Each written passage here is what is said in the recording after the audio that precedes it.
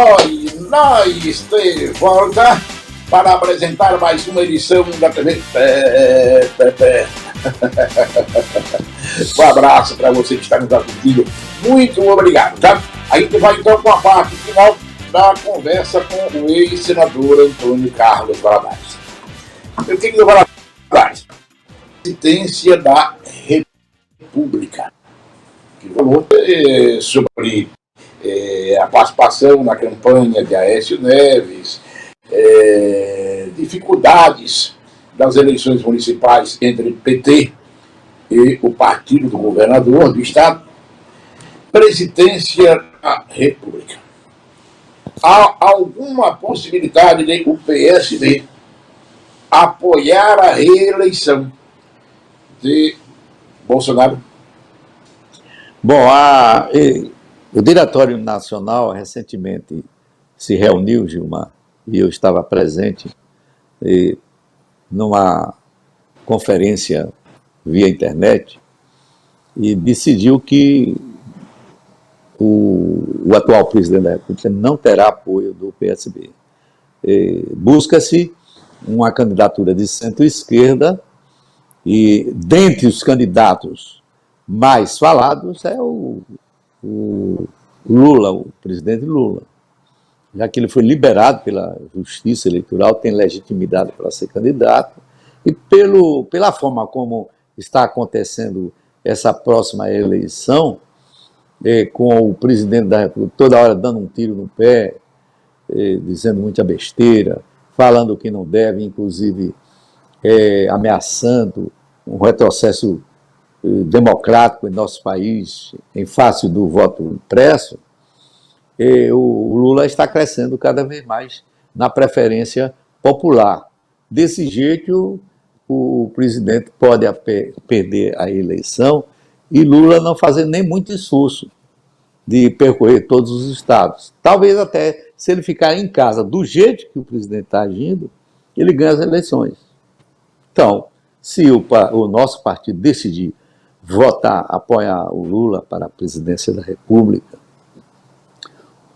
nós estaremos juntos aqui participando daqueles que querem o Lula. Já votei com ele 4 vezes, poderei votar a 5ª. Jair Bolsonaro, ele prepara um golpe, e se prepara um golpe para depois ou para antes das eleições do próximo ano? Qual é a sua opinião? Bom, eu acredito que ele não tem respaldo das Forças Armadas. Ele tem muita gente das Forças Armadas no governo, mas essas pessoas não têm força entre os militares ao ponto de ingerir-se nas Forças Armadas para dar um golpe de Estado. Nós queremos que isso não aconteça.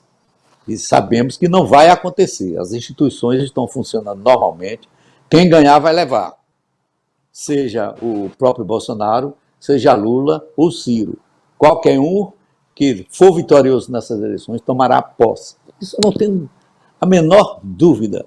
O Brasil tem uma democracia consolidada e o povo não vai se deixar levar pelas ameaças do presidente da República, que sempre, quer dizer, um homem que passou 28 anos dentro do Congresso Nacional, que sempre foi eleito pelo povo, e adotar esse discurso negacionista da democracia, como aplicou o discurso negacionista de combate à pandemia, ele não vai ganhar nada com isso. Você veja a situação do presidente. Ele terminou, depois de muita demora, comprando muitas vacinas e distribuindo para todo o Brasil. Ora, já que ele promove esse benefício para os estados e municípios, não é? Possibilitando a vacinação em massa da população, ele deveria contentar-se com isso e não entrar em debate sobre vamos dizer, mangando das aglomerações, da máscara, do uso de álcool em gel, enfim, zombando da pandemia. Ele deveria estar somado com a ciência, com as autoridades dos estados e dos municípios combatendo o bom combate para salvar vidas. Mas não, ele manda a vacina para salvar vidas e, ao mesmo tempo, manga da pandemia.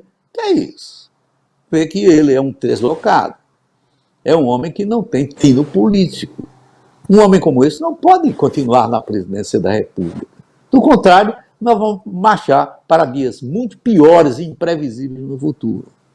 Então, eu acho que, por exemplo, o voto impresso, que você já falou tantas vezes no seu programa Impacto na Rádio Jornal, o voto impresso, eu sou favorável, porque é uma prova que você tem para, inclusive, entrar com a representação no caso de dúvida. Hoje você praticamente não tem prova nenhuma para você entrar. Quer dizer, a prova fica lá dentro, você vota e o seu voto fica lá dentro. Você votou em A, B, C, D e E. Está lá, o voto está guardado. No caso de uma dúvida, de uma representação de um candidato de um partido político, aí a Justiça Eleitoral abrirá aquela urna para contextualizar, fazer auditagem e dizer se o partido ou o candidato proponente da representação tem razão ou não. Então, eu sou favorável, inclusive, Roberto Requião, quando era senador, apresentou uma proposta, eu votei favorável, foi aprovada no âmbito do Congresso Nacional, entrou em vigor, como a Justiça Eleitoral disse que fez um teste em 150 cidades e não deu certo, porque houve filas, as máquinas quebraram, emperraram, ou seja, as impressoras. Ora bolas, se a máquina está emperrando, então o preço da democracia é a liberdade do voto. Então você coloca duas máquinas, quebrou uma, a outra funciona.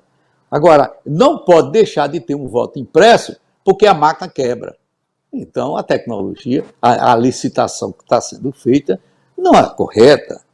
Tem que ser uma licitação correta de máquinas que tenham uma tecnologia muito boa que impeça esse constrangimento de o eleitor ter que votar na cédula porque a máquina parou. Então, é isso aí.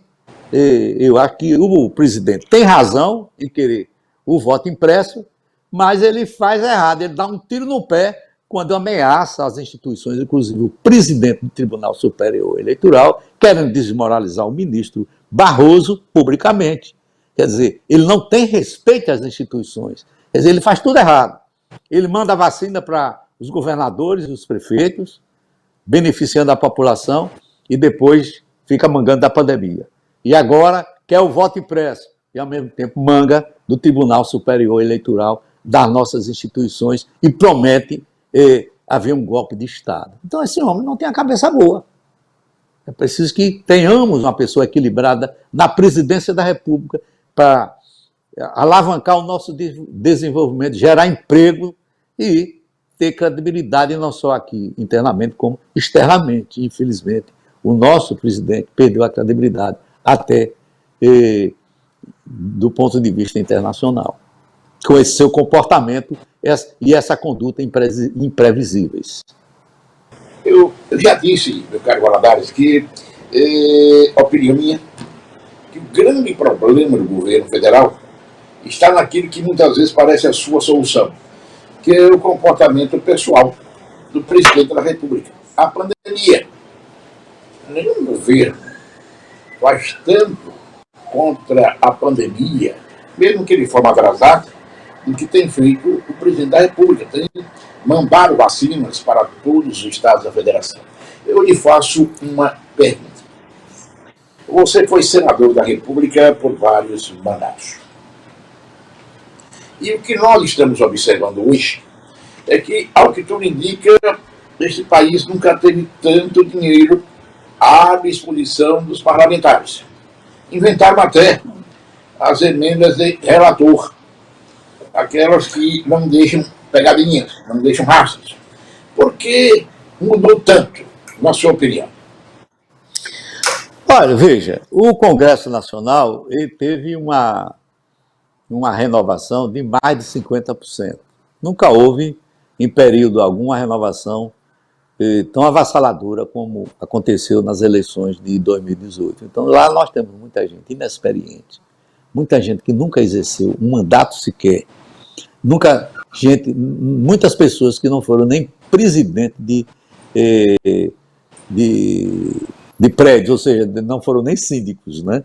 E exercem mandato de senador ou de deputado federal. Isso é a primeira coisa. Segunda, há um desejo enorme entre eles de um retorno à casa. Eles gostaram da casa, do Congresso Nacional, e querem retornar a todo custo, inclusive usando de dinheiro público, dinheiro da população, do trabalhador, dinheiro dos empresários, porque os empresários pagam impostos e esse dinheiro vai para financiar campanhas. Então, existem três tipos de financiamento hoje para os parlamentares. O orçamento secreto, que você falou, que é a verba do relator, que está sendo utilizada para distribuir recursos de emendas, que o Estadão chamou de orçamento secreto, visando o fortalecimento dos atuais deputados federais e senadores. Primeiro financiamento. Segundo financiamento, o Fundo de Financiamento de Campanha. Esse Fundo de Financiamento de Campanha, eles aumentaram para 7 bilhões, agora o presidente, como vai ser candidato, reduziu apenas para 4 bilhões. E ainda existe o dinheiro do fundo partidário que pode ser aplicado em campanha. Esse é um dinheiro fora do fundo eleitoral. Então, são 3 fontes de financiamento do poder público em favor de deputados e senadores. Eles prometem voltar àquela casa, mas usando as facilidades do mandato para a reeleição. Infelizmente, é o que está acontecendo no Brasil. Quer dizer, é um jogo desigual. Bastante desigual. Imagine um candidato a senador da República que não tenha o apoio dessa máquina, que vem lá do Congresso Nacional e da Presidência da República. O quanto ele vai sofrer para atingir um mandato de deputado federal, deputado de senador, e mesmo de deputado estadual. Você mesmo é candidato à reeleição. Quanto o seu partido vai disponibilizar para a sua candidatura? Ninguém sabe. Porque a preferência é para deputado federal e para senador. E também para governador do estado. Os deputados estaduais ficam sempre para trás. E também os vereadores, como aconteceu na última eleição. Que veio dinheiro, sim, para quem foi candidato a prefeito municipal. E pouco dinheiro, pouquíssimo dinheiro, para quem foi candidato a vereador. Meu caro Valadares, e a sua opinião? Distritão, que é o que se debate muito hoje, e que, se for levado a plenário na Câmara Federal, o Distritão também será aprovado para a eleição de 2022. Mas você é a favor ou contra a implementação do Distritão?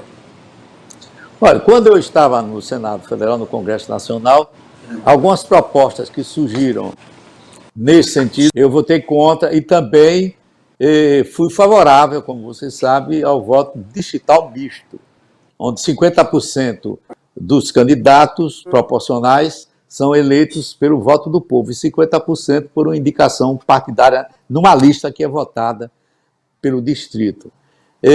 Mas eu acho o seguinte, Gilmar, que nesta eleição é mais um instrumento de retorno dos deputados atuais.